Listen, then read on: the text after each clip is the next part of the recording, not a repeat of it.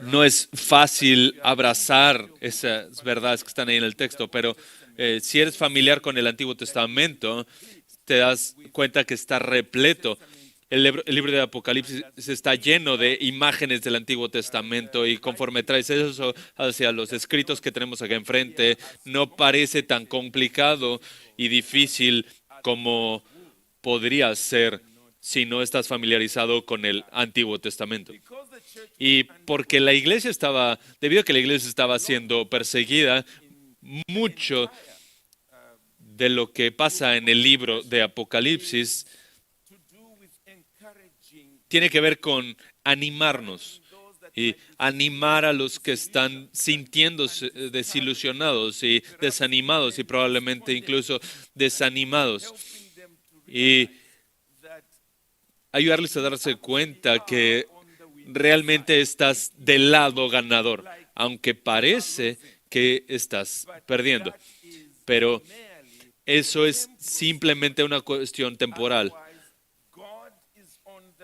Más bien, Dios está en su trono y hace exactamente, y Él sabe exactamente lo que está haciendo y es una cuestión de tiempo para que su historia se desenvuelva hacia donde está destinada. Ese es el mensaje que encontramos acá. Sin embargo, conforme nos acercamos a las 7 cartas del Apocalipsis, los capítulos 2 y 3, no tardas mucho en darte cuenta que Dios no es un predicador motivacional.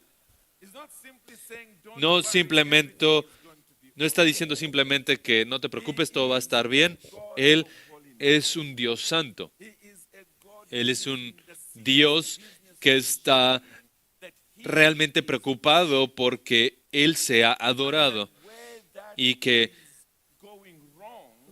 donde su adoración no va de la forma en la que Él quiere arreglarla y arreglarla pronto, arreglarla de inmediato. Y es lo que nos encontramos en estas cartas, incluyendo la carta a la iglesia en Sardis. Y como nos daremos cuenta en unos minutos, había algunas cosas que no estaban bien ahí. Y Dios quería lidiar con ellas de inmediato para que encontraran un contexto más sano para la iglesia cristiana. Y he titulado mi mensaje El fortalecimiento del remanente. El fortalecimiento del remanente. Esto es esto es algo que debe de ser hecho ahora. Y mientras vemos este capítulo 3, en el versículo 2 dice, ponte en vela y afirma las cosas que quedan, que estaban a, que estaba a punto de morir. Y lo que queda se me refiere simplemente lo que resta. De otra manera, se refiere a que muchas cosas han ido mal y están deshaciéndose, perdiéndose, pero conforme escarbas en todo eso que se está pudriendo, incluso lo que queda bien, asegúrate que es mantenido, fortalecido, refinado y sin duda una vez que lo hagas tendrás una iglesia saludable. Entonces el texto en sí mismo no necesariamente está sugiriendo que lo que queda es el remanente, pero cuando vas más allá en el texto te darás cuenta pronto que son individuos los que están viviendo la vida que Dios quiere. Son esos individuos los que debemos asegurarnos que sean animados. Date cuenta rápidamente en el versículo 5. Perdón, déjame leer el versículo 4. Pero tienes unos pocos en Sardis, gente que no han manchado sus vestiduras y andarán conmigo vestidos de blanco. Y eso es esencialmente lo que captura la idea del remanente. ¿Sí? Es eso que resta y ciertamente hay una idea de remanente ahí, pero incluso más, son estos individuos, estos nombres, esta gente que no ha doblado su rodilla ante aquello que Dios rechaza. Y estos son los que son preciosos para el Señor, preciados para el Señor y seguramente necesitan fortalecimiento. Y el pensamiento clave que quiero que queremos llevar adelante en este pasaje es que esa es una respuesta, es una responsabilidad bastante grande que nosotros como ancianos y pastores tenemos.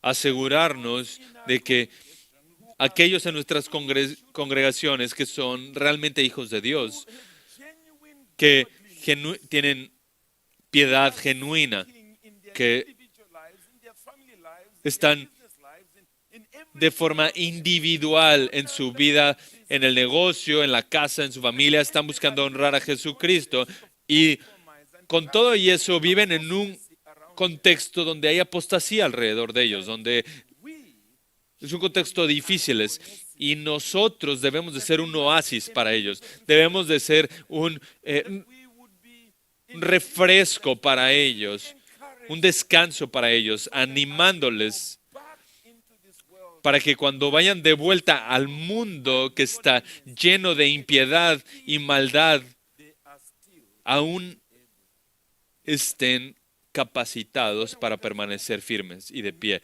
Eso es lo que quiero capturar y asegurarme que para el final de este mensaje eso es hacia donde vamos. Tenemos la gran responsabilidad delante de Dios de fortalecer al remanente.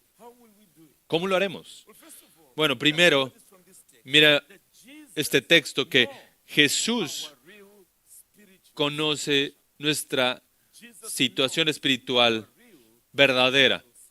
Jesús conoce nuestra verdadera situación espiritual. Y por eso es que la Biblia dice aquí, versículo 1, escribe el ángel, el pastor de la iglesia en Sardis, el que tiene los 7 espíritus de Dios y las 7 estrellas. Dice esto: yo conozco tus obras, que tienes nombre de que vives, pero estás muerto. El mensaje es claro ahí. Primero, nuestro Señor Jesucristo, que estaba comunicando este mensaje, constantemente hablaría algo acerca de sí mismo que sería relevante para la carta que está escribiendo. En este caso en particular, se introduce a sí mismo como aquel que tiene los 7 espíritus de Dios. Y obviamente eso se refiere a la plenitud del Espíritu. Y al mismo tiempo se refiere a aquel que tiene las 7 estrellas. Y ya se nos dijo en el capítulo 1 que las estrellas son de hecho mensajeros que están ahí en las iglesias. Entonces, Jesús se introduce a sí mismo literalmente como aquel en quien depende la salud de la iglesia.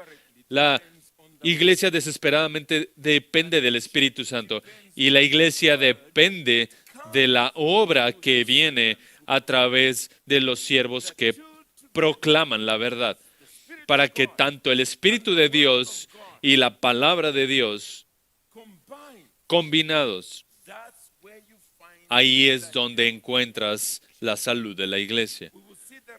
Veremos la relevancia de esto en unos minutos. Pero habiendo dicho esto,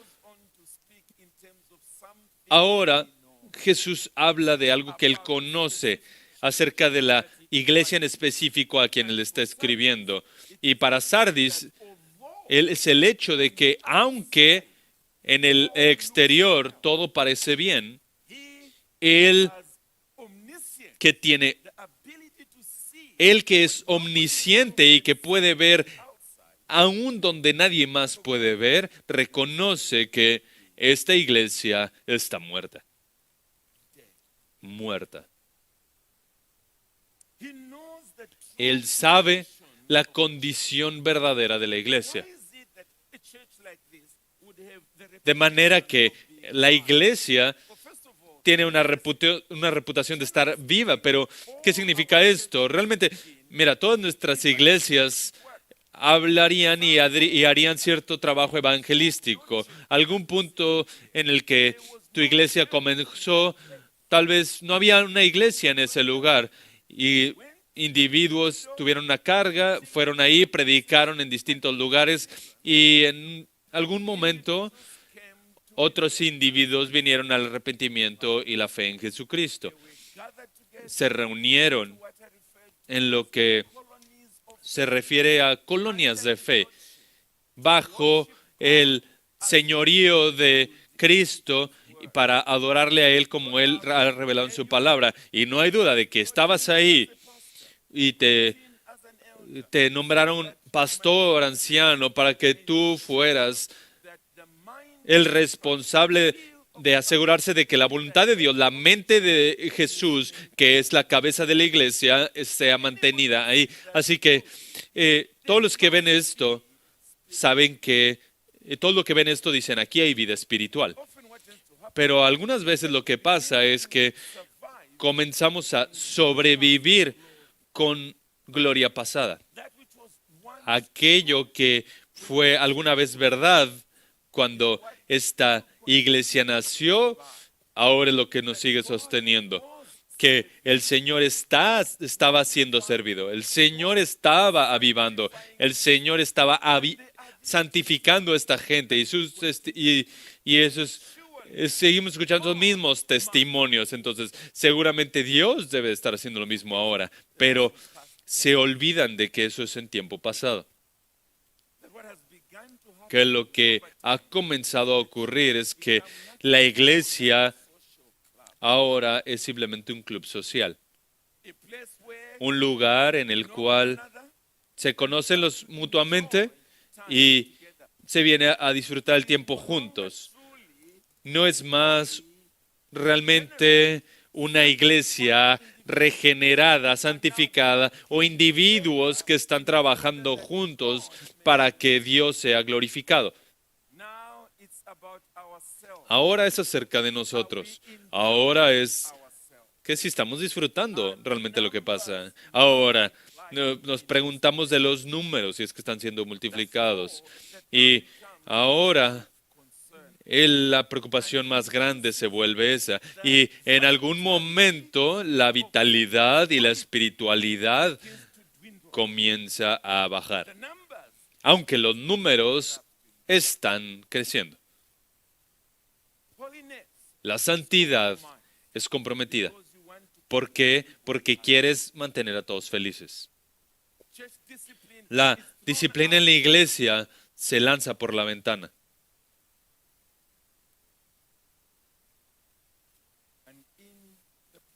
Y en el proceso, incluso el tema o el tópico del púlpito cambia. Ya no es el Cristo preexistente, el Cristo humillado, el Cristo exaltado y la obra de redención lo que es central en el púlpito, sino que ahora es, ¿qué es lo que la gente dice? ¿Cómo es que podemos poner una fachada de espiritualidad y ahora traerla al púlpito, traerlo al púlpito y hacerlo nuestro tema? Realmente no es una cuestión más que un club social. Sí, los números están ahí. Sí, la emoción está ahí, pero Jesús, con su vista penetrante, no ve nada más que muerte.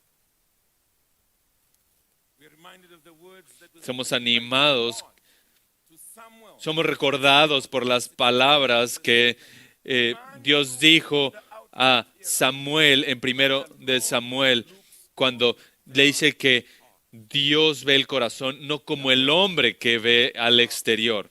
El Señor ve el corazón. Y debemos de detenernos aquí porque venimos de iglesias. Y la cuestión es que cuando ese contexto del cual venimos se compara con la iglesia del libro de Hechos y las epístolas de Pedro, Juan, Pablo, estamos viendo la sangre del Nuevo Testamento fluyendo en la vida de nuestras iglesias? ¿O a la luz de este estetoscopio nos damos cuenta que somos un cadáver espiritual? Porque recuerda, Jesús lo ve todo, conoce todo. Él no puede ser engañado por una reputación externa. Él no puede ser engañado. Pero más allá, déjame aplicar esto a nosotros como individuos, porque muchas veces, de manera honesta, hablamos como pastores que viven en pecado hasta que son expuestos.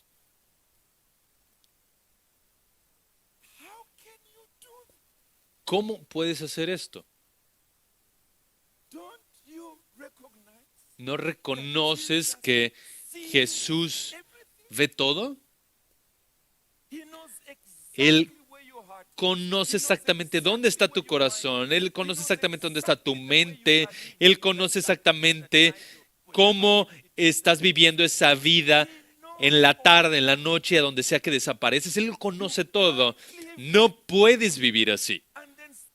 Y aún así, subir los escalones para llegar al púlpito y ponerte de pie delante de la gente de Dios y hablar de parte de Dios.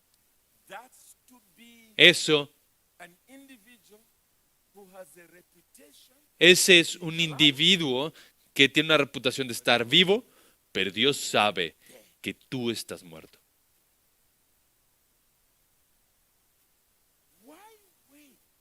¿Por qué esperar a que Dios abra las cortinas y caigan todos los esqueletos? ¿Por qué esperar?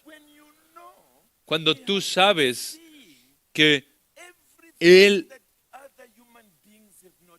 ha visto todo lo que otros seres humanos no han podido ver. Él lo ha visto todo. Lo correcto es ir a Él ahora y arrepentirte. Porque la cuestión más importante es tu relación con Él. Eso es lo más importante. Este es un Dios que lo ve todo. Yo conozco tus obras, que tienes nombre de que vives, pero estás muerto. Bueno, sigamos avanzando. Porque también vemos aquí que debemos de manera urgente fortalecer al remanente. De manera urgente fortalecer aquello que permanece. Mira los versículos 2 y 3. El texto dice, ponte en vela y afirma las cosas que quedan, que estaban a punto de morir, porque no he hallado completas tus obras delante de mi Dios.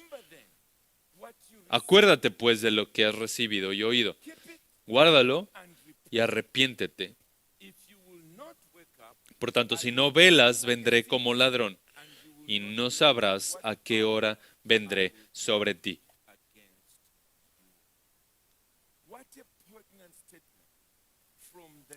Qué afirmación tan importante de parte de los labios de nuestro Salvador. Él está diciendo básicamente que hay algunas cosas que necesitan ser tratadas y tratadas de inmediato.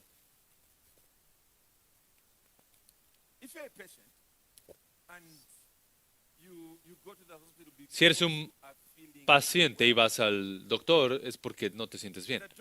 Y el doctor toma todos tus exámenes y te deja que te sientes ahí, esperando para tu turno, para que hables con él. Y si vienes de un accidente, pasan todo eso. ¿Por qué? Porque es urgente. Y aunque vas a ser visto por un doctor, todo lo demás pasa rápido para que para que vayas y se aseguren de que no pierdas tu vida. Es urgente que necesitas atención. Bueno, lo que Jesús está diciendo aquí es que esta cuestión de fortalecer al remanente no es una cuestión que pospones para el día de Año Nuevo. Es una cuestión que necesita ser hecha ahora. Fortalécelos, no sea que pierdas incluso a aquellos que son hijos de Dios, por medio de quienes la bendición de Dios está fluyendo en el contexto de la iglesia local. Y por eso la frase, acuérdate, ponte en vela, versículo 2. No, esto es una cuestión en donde no tienes que estar ahí adormilado para pensar a ver cómo debe de estar la iglesia, sino debes de decirte, ahora necesitamos cambiar la situación, necesitamos cambiar lo que está en nuestras manos. ¿Y cómo lo haces? Fortaleciendo a los que quedan. Como lo dije más temprano, esto no necesariamente se refiere al remanente en sí mismo, sino que déjame sugerirte que se refiere a aquello que el remanente atesora en el contexto de la iglesia. Aquello que es el medio por el cual se le da vida al pueblo de Dios. Déjame sugerir que algunos de esas cuestiones. Número 1, predicación expositiva, obviamente. Doctrina sana. Asegúrate que esto tiene una cuestión central en la vida de la iglesia. En vez de tener obras y eventos y todos una multitud de actividades emocionantes, lo que es central para la vida de la iglesia es que Cristo sea central en la predicación. Y déjame corregir algo. Mira, Jesús está en todas las escrituras. Él es el maná del cielo del cual el pueblo de Dios se alimenta. Fortalece ese aspecto de la vida de la iglesia. Algunos de ustedes están en el contexto de revitalización de iglesias y probablemente te has dado cuenta que el tiempo que se le da a la predicación son 10 minutos. O lo primero que tienes que hacer es lucha por tener más tiempo. Porque lo que necesita el pueblo de Dios es alimentarse de la palabra de Dios. Así que fortalece ese aspecto. Porque esa es la cuestión con la que estamos lidiando ahorita. Entonces, ahora déjame tratar el tema de la oración. El tema de la oración. Mira, cuando una iglesia no es más que un club social, un termómetro que puedes utilizar para determinarlo es que vas a la reunión de oración de la iglesia.